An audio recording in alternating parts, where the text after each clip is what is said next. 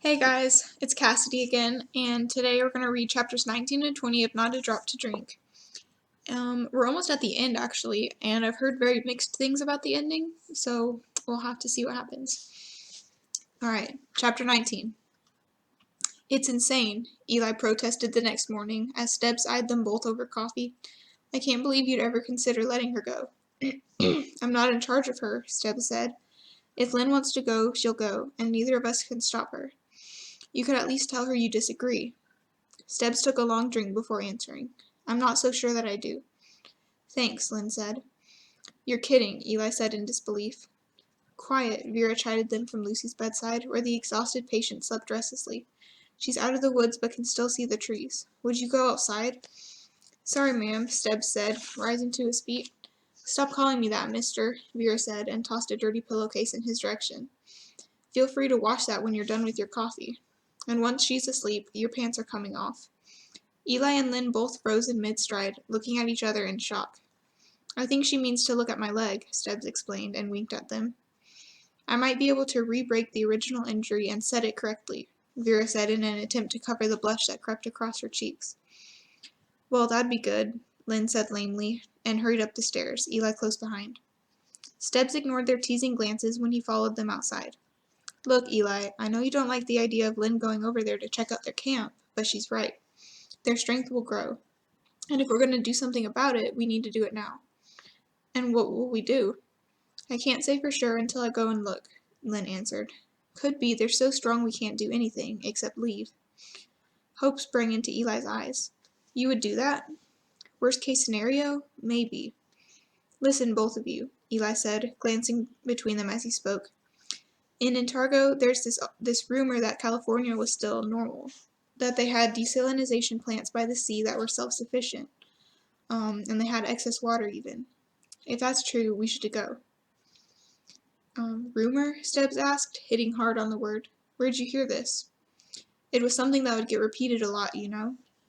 Bradley had heard it through military sources, but he said mostly it was kept quiet so that people wouldn't leave, to keep them paying for water.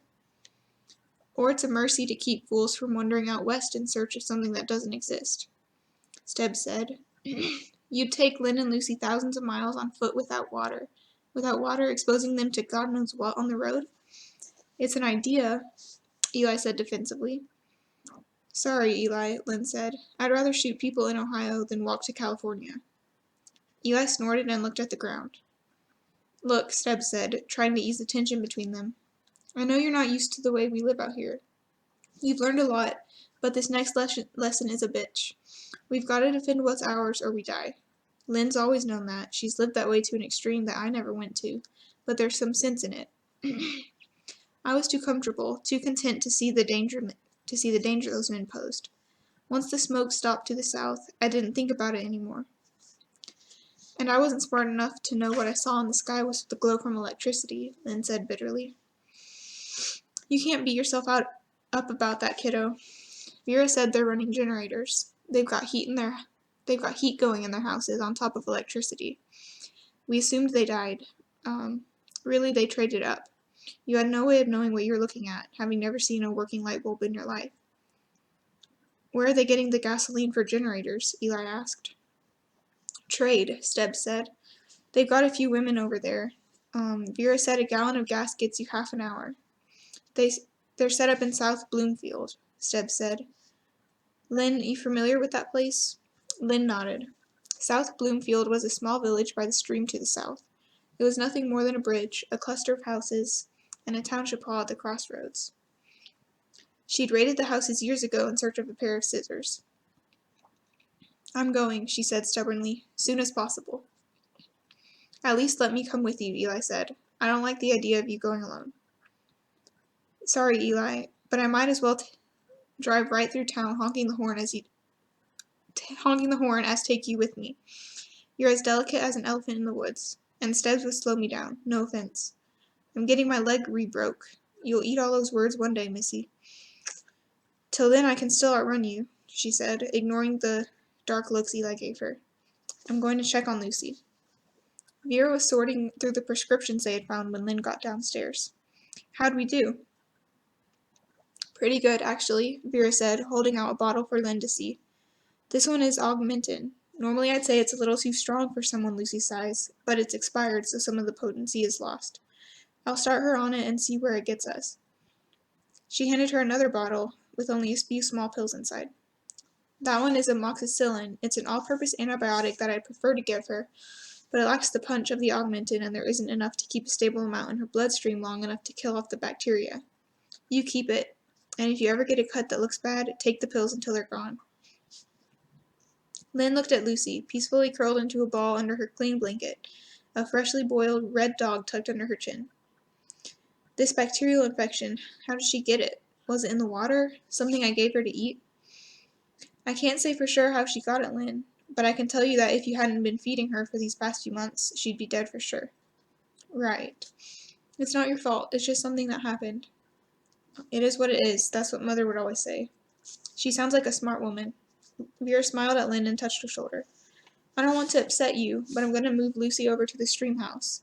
The damp air down here could lay the groundwork for an opportunistic infection. You could move her upstairs, Lynn offered. It's plenty dry there. Maybe, but the nights still get cold, and judging by the ductwork I see here in your basement, there aren't working fireplaces up there, right? No, Lynn admitted, there's not. Eli said that the little shed he and Stebbs built is tight as a drum, holds the heat, and has no drafts.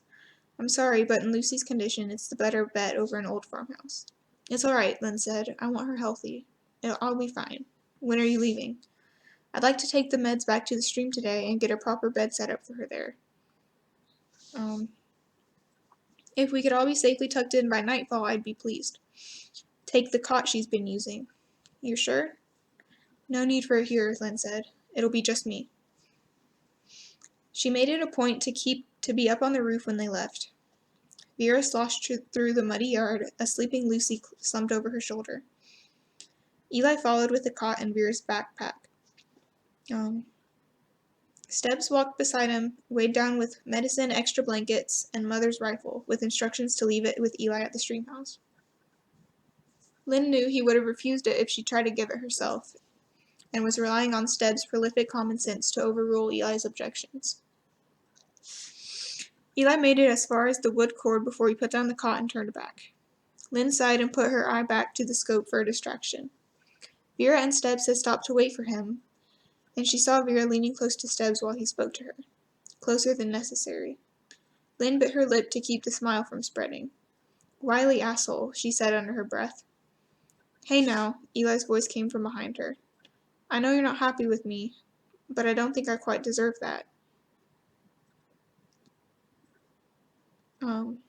Not directed at you, Lynn said, nodding toward the older couple standing in the distance. Don't make them wait too long. Lucy needs to get indoors. Eli sat beside her on the shingles, ignoring the fact that her attention was focused on the rifle and not him. I don't want to go. She made sure she had control over her voice before she turned to him. Vera and Lucy need you. And you don't. Wait. Vera and Lucy need you. And you don't. The words came out clipped and bitter as the air they landed in, dropping between the two of them like icicles. Lynn dropped her head back to the scope, close enough that her lashes brushed the cold metal. I didn't mean it like that. It's true enough. Eli looked to the south. I'm worried about what you'll do once we leave. What's that mean? Just promise me you won't do anything stupid. Done. Eli sighed and put a hand on her shoulder. She hesitated a moment, then gripped him back. Come back, she said, her shaky voice betraying her. When you can. When they're safe. Soon as possible, he said, his voice husky. Then he was gone. He emerged in the yard, shoulders hunched against the cold, head down against the wind. Lynn covered them with the rifle, not allowing tears to blur her vision until they were out of sight. When darkness fell, she put on her hunting camo, strapped her rifle across her back, and filled a canteen. It's not stupid, Eli, she said as she closed the door and headed south across the field. South Bloomfield had once been a nice place to live, according to Mother. From her perch in the tree on the ridge, Lynn saw in the rays of the rising sun that most of the homes were brick two-stories with ancient sagging porches. A few had swimming pools that now stood empty, except for the carcasses of the animals with the bad luck to fall into them. The town was upstream from Eli and Lucy, at a point where the water widened. The bridge spanning it had been rebuilt just before the shortage, reinforced with steel guard rails that still held a reflective sheen. A relic of the past stood over the village, a cell phone tower where Lynn had spotted a sentry once the sun rose. She envied the tower sentry his position. From his height, the only thing that prevented him from seeing forever was the curve of the earth. The bare branches didn't offer much cover. Lynn knew that once spotted she'd be dead, so she was stuck in the tree until dark fell again.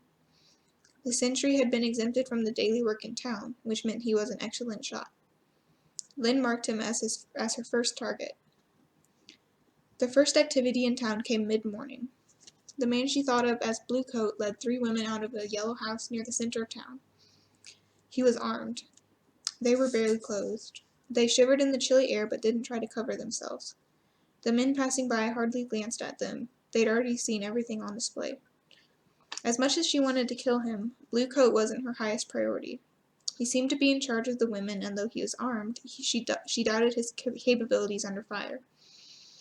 He'd run his mouth too much when they'd come for Neva, and Lynn had noticed how his eyes were always squirreling away from hers, bouncing off everything in sight. Blue Coat didn't have the cold stare of someone who could shoot well, or the sense to keep his mouth shut to cover up his nerves. He deserved a bullet, but she'd have to give him his after those more capable.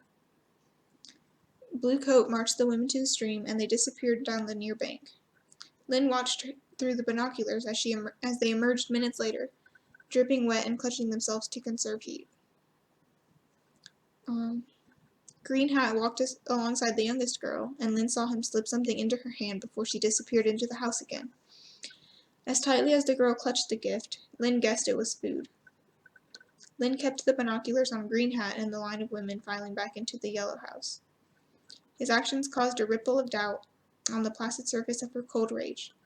He had said he was sorry for Lucy's illness when they came to take Neva, and Lynn could tell by his eyes that they weren't empty words. The child's illness had bothered him, and he'd helped Neva up from the frozen ground as she stumbled towards her death. In the past, it had been easy to know who her enemies were. Anyone not Mother. But even though he was clearly a part of the group of men, Lynn couldn't bring herself to watch him through the rifle scope with her finger curled on the trigger. Slipping extra food to the starving, nearly naked young girl wasn't an action she could account for in someone she needed to kill. And so she marked Green Hat as a question mark. She'd kill him or not, depending on how he reacted once the lead was flying. The man who'd been on her roof watched everything from his position in front of the town hall, the only building under guard. He sat in a lawn chair in the parking lot with a rifle across his knees. Green Hat wandered away from the yellow house and made a conversation with him for a few minutes, but didn't succeed in fully gaining his attention. The guard was constantly watching the movement in the streets, the other men, and the people who'd come to trade. Green Hat couldn't distract him, and he changed his position when men not a part of their group came into the village, so he could cover them with his gun. Lynn marked him as her second target. Traders were filing into town as noon approached, the sun glinting off the melting snow and giving Lynn a headache. People filtered in and out, more than she would have guessed existed in their small corner of the world. She couldn't see well enough to know what anyone had brought to trade, but red gasoline containers were easy to spot, as were the round portable propane tanks. A man and woman appeared on the road, walking hesitantly toward town. She held a bundle protectively against her chest. Lynn squinted into the binoculars and could see a tiny fist jutting from the top of the blanket, entangling in her hair. As they approached the center of town, a man emerged from the largest house and hailed them from the porch. Lynn switched to her rifle. He was unknown to her. Tall and broad through the shoulders, with red hair and a confidence about him that immediately said he was in charge. He greeted the couple with familiarity. Lynn could see by the weary look on the woman's face that she knew enough about him to be frightened. The husband gestured toward the baby in his wife's arms. The redhead nodded and smiled as if he understood, but shrugged off their questions, pointing to the church next to the town hall. The woman disentangled the baby's fist from her hair and handed the bundle to her husband. She walked to the church with her head down. Lynn could hear the high-pitched wailing of the baby from her position in the trees, even as the father rocked it in his arms. The woman knocked on the door of the church, and Gaptooth, Roger, Vera said his name was, opened it. She caught a flash of black and white behind him, and Lynn nearly rolled out of the tree in surprise. There was a cow in the church, a dairy cow. There was a pail swinging from the father's elbow as he walked the baby up and down the porch of the brick house. The mother disappeared inside the church with Roger. Lynn hoped the doors were thick enough to stop the cries of her child while she did what she had to do to feed it. Other traders came. Tall Red stayed on his porch, where a line began to form. He sat at a table with a pencil and paper, figured out what the traders wanted, what they'd brought to trade for it, and whether it was acceptable. One man brought a 5-gallon jug of gasoline to the table and walked away with an entire deer carcass over his shoulder. Those less lucky traded their own bodies or the bodies of their women. Tall Red never took them into the house himself, but Blue Coat, Roger, and a man with a black beard took each payment at different times during the day. One woman came begging for water, empty buckets in her hands and children clinging to her legs. Green Hat played with the children to distract them, while Blackbeard took the woman down to the stream far longer than necessary to gather water. Lynn decided not to shoot Green Hat. Tall Red dickered extensively with a man who had driven a truck loaded down with blankets, pallets of canned vegetables, and a mattress. Tall Red kept shaking his head, and the man walked to his truck, emerging with a pack of cigarettes, which turned the tide. Tall Red scribbled on a piece of paper and handed it to him, directing the man toward the town hall. The guard there looked at the paper, spat, and stuck it in his back pocket. Roger and Blackbeard emptied the truck while the man followed the guard out of town toward the east. They appeared minutes later, dragging a wood splitter behind them. The sound of an engine caused Lynn to jolt. A huge truck with no muffler roared into town, the bed so loaded with goods that it rested on the back axles. 2 men jumped down from the bed and began unloading the truck, carting their loot in the town hall where the guard kept a tally. 2 more men emerged from the cab. Lynn began counting on her fingers. The presence of the looters swung the odds in their favor, a long way in their favor. The sun was beginning to swing back toward the horizon when one man took a bundle of food to the cell tower, where the sentry lowered down a bucket for his lunch, taking a leisurely piss off the side afterward. Roger led the cow from the church to an overgrown yard and tied it to a post to graze. The looting party gathered on the porch with Tall Red, their feet propped on the railings, heads lolled back in idle conversation. The stream of visitors slowed, then stopped entirely as the long shadows drew dark marks in the old snow. The sentry came down from the tower after dusk, his skills rendered useless. The guard at the town hall switched out with a less vigilant looter, and the unfamiliar glow of electricity came from inside the houses. The cow mooed to be let back inside, and Roger returned it to the church. The slight breeze that had been blowing died down enough that Lynn could hear the squeaking of bed springs and the whir of generators, while Tall Red remained on the covered porch, keeping watch over all. There were lights still on in some houses when Lynn stumbled out of her tree, legs numb with disuse. She flexed her neck and arms, keeping her eyes on the town below her. Sorry, I can't read today for some reason. There was still a guard in front of the town hall. With her naked eyes, she could make out his dim, dark shape beneath the electric light that shone over the parking lot. The houses at the west and east ends of town each had a guard on their porch. Beyond the arc of the warm glow of electricity, Lynn could see nothing. There could be guards in the dark. There could be guards in the dark, or there could be none. Lynn crept east toward the woods. The men who traded for the wood splitter came prepared with a truckload of goods in exchange. If the men were willing to part with one, they probably had more, and a guard to watch over them as well. She counted 11 men in all, and didn't need the surprise of a 12th if she instead chose to attack. She crossed the road to the east and fought her way through brush to the stream. The moon came out, illuminating in stark brilliance that there was no choice. She burst through Stebb's door without knocking, causing him to whirl on her with a frying pan raised above his head. Christ, Lynn, what are you doing? They're building a dam. Chapter 20. You weren't kidding, Stebb said when they crested the ridge. Nope. Machine littered the meadow on the far bank of the stream, skeletal and pale in the moonlight. A dark scar marred the earth around the stream where they'd widened a reservoir area. A massive pile of stone stood nearby, menacingly solid.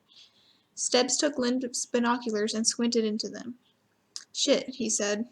They've got a decent-sized reservoir dug out ready, and plenty of stone to stop the river any time they want. They probably couldn't work in this mud, so they're waiting either for the freeze or the ground to dry out. Either way, they'd have Eli and Lucy out of water in a week, Lynn said. Them and anyone else downstream who counts on it for water. Stebbs handed the binoculars back to Lynn and surveyed the dam area. Shit. When Lucy was sick, you said you and me weren't the kind of people who don't like situations we can't control. You said we need to be able to do something. I remember. I think it's time we did something. I know it, but what? She regarded him critically for a moment, biting her lip. How have you been feeling? Stebbs shifted his weight awkwardly on his bad foot. I've been better, mostly back before I was crippled. Can you lay still for a while? Laying still is something I'm good for. You eat anything lately? Stebbs' forehead creased in confusion. I ate well enough tonight. Why? Come here. I want to introduce you to a tree friend of mine. Stebbs was true to his word, making less rustling than Lynn, and even managing to fall asleep on his perch in the tree. Lynn had given him the long, wide limbs she'd used earlier to stretch out on. She was nestled comfortably against the trunk where the limbs made a V, hugging her knees against her chest. She rested her head against her canteen, allowing the gentle swaying of the branches to lull her into a decent rest, if not sleep. The tight muscles in her back and legs screamed for a break, and she took turns flexing them as the gray light of dawn appeared on the horizon. She hissed at Stebbs to wake him, and they waited as the sentry climbed the cell tower. Did he come out at dawn yesterday, too? Earlier. Stebbs made a noise in her throat and borrowed her binoculars again. Keep them, she said. I've seen it. Through her rifle scope, she watched the men go about the same duties as they had the day before. The guard who had been on her roof reclaimed his position in front of the town hall, and Roger brought the town out of the church to graze. Milk, Stebbs muttered to himself. Almost forgot such a thing existed. Looks like they're keeping their stockpile in the town hall, since it's the only place that's guarded. The cow and the women being the exception. You gotta realize that if we start shooting, some of these girls could get hurt. I'm willing to take the risk, but they are too. Stebbs shifted on the limb, moving his gaze to the group of men headed toward the truck. The same 4 looters started it up and headed out of the village with an empty bed. Are those the scavengers? Yep. I imagine we hit when they're gone? I would. They leave about the same time yesterday? I didn't see them go. They might even spend the night outside the village, the farther they've got to travel for forage. We'll want to hit them on an off day, once they're gone and not expected back. Lynn followed the truck through her scope, ignoring the urge to pull the trigger. That was my thinking. Stebbs watched the village in silence for an hour, finally handing the binoculars back to Lynn and propping himself on one elbow. Well, I'd say so far you're right on. Take out the tower sentry first, then the guard at the hall. After that, the guy with the beard, and then the one in the blue coat. The guy in the green hat, we wait and see. What about the big guy, the one in charge? Didn't see him. Lynn handed the binoculars back to him, gesturing toward the town. Across from the church, there's a big brick house with a porch. He was out there yesterday, doing his dealings with the people. She raised her rifle back to her eye again, but found the porch empty. Movement in one of the windows caught her eye. Heads up, she said. He's coming. One of the women from the yellow house opened the front door, clutching a blanket around her thin shoulders. She crossed the road limping, even though she'd been uninjured the day before. Tall Red walked onto the porch holding a cup of coffee and leaned against one of the pillars. That's him, Lynn said, but there was no response. What do you think? Should we pick him off before the guard at the hall? Silence. Stebbs, what's the call? He pulled the binoculars away from his eyes slowly, handing them back to Lynn. That's gotta be your decision. Why? 'Cause that's your dad. You sure? Lynn asked as they slipped back to her house in the dark on stiff legs. There's no mistaking him. Does this change anything? He's the only blood you've got left in the world, you know. He's my blood, true, but I've been thinking lately that maybe he's part of what makes up the bad bits, the things I've done that never bothered me until you said they should. Stebbs thought about it as he trudged along beside her. I knew your father, Lynn, and I know you. What you did, you thought you had to. Wasn't no part of you that enjoyed it or liked hurting for the fun of it. If there's some of him in you, it's been for the good. The will to survive and the brains to figure out how. There ain't ever been one person who is all good or bad. Not you or me, not your mom or daddy either. So I say again that it's up to you. Does this change anything? Good blood or bad, he's a stranger to me and a threat to my friends, Lynn said. We take him out. Their shoes crunched through the evening dew that had frozen the scanty patches of snow still left on the ground. There will be a hard freeze in a few days, Stebbs said. That truck with the scavengers went out this morning. If you're right about them spending the night outside the village, we'll need to do this right quick. I say we talk to Eli now. We can be in place by morning. He doesn't want any part. You and I can handle it. Maybe or maybe not. 2 snipers are only good if they're reinforcing someone on the ground. There's no guarantee we'll make every shot, and after that first one they'll scatter. We'll be hard-pressed to nail 3 right off, and then we're in for a long wait while they're under cover. We'll be sitting in trees with only what we've got on our backs, and a truck with 4 men in it coming back any time. And that's the best case scenario, assuming neither one of us gets shot. If one of us goes down, the other's dead. I don't like it. I know you've been working with him, but Eli's not good with a gun. No, but it's his water we're fighting for. Don't you think he'd want the chance to defend it himself? Lynn thought about their exchange on the roof, the bitter tang of uselessness that had threaded Eli's words. We'll put it to him, see what he says. Where you go, he'll go, Stebbs said. I know it. It's tough caring about people, isn't it? Lynn considered the long, cold winter that had passed happily, with Lucy sharing her basement and a stolen night with Eli sharing her cot. Without them, she would have been alone in the dark hours, staring into the blackness, fighting off grief and madness. Wouldn't trade it, she said. You sure this is necessary? Eli asked, dissecting the crudely penciled map that Stebbs had drawn. They'll only grow stronger. The scavengers will keep looting the countryside until there's nothing left for anyone in the area. We'll all be begging them for something sooner or later, Stebbs answered, bouncing a grinning Lucy in his lap. Not even the seriousness of the adults could cut through her happiness at avoiding bedtime. Vera stood at the stove, boiling stream water for Lucy with a concerned frown. The stove heated the little stream house so well that Lynn felt a trickle of sweat running down her chest. I know you don't like it, she said to Eli, but you need to know I wouldn't do this if we didn't need to. You sure about that? I'm not killing people for spite. This is about living. Eli weighed her words, his gray eyes searching hers for answers. What do you want me to do? The important thing is, we're going to be distracting the ones on the ground. Once the tower sentry is out, they'll be blind. Stebbs said, the man guarding the hall is capable, so he goes next, but that still leaves us with 5 men that can find cover and wait us out. 4 if we assume Green Hat is a decent fellow, Lynn added. Assume he's not, Stebbs said. If he is, all the better. So I create a distraction? Eli asked. Something to draw everyone out? Exactly, Stebbs nodded, pointing to the map. I'm sending you out to set a fire in the hall. The stockpile is there. They need it to retain a position of power. Wait, Lynn interrupted. A fire? It'll take a while to get one started. How's Eli safe while he's trying to set it? And how does he get past the guard? Did your mom ever teach you anything about Molotov cocktails? No. Easy enough. Gasoline in a glass bottle, stoppered with a rag that Eli lights. He tosses a few of those onto the roof, and those shingles will go up in a flash. Eli nodded in slow agreement. Sounds good, but that still leaves the guard. It's all in the timing. You hear that first shot take out the sentry, and you're running toward the hall. The men will be trying to figure out where that shot came from. The guard at the hall will leave his post to see if it's the tower sentry doing the shooting. That's your window to get in there and toss the fire." "What's his window to get out?" Lynn asked.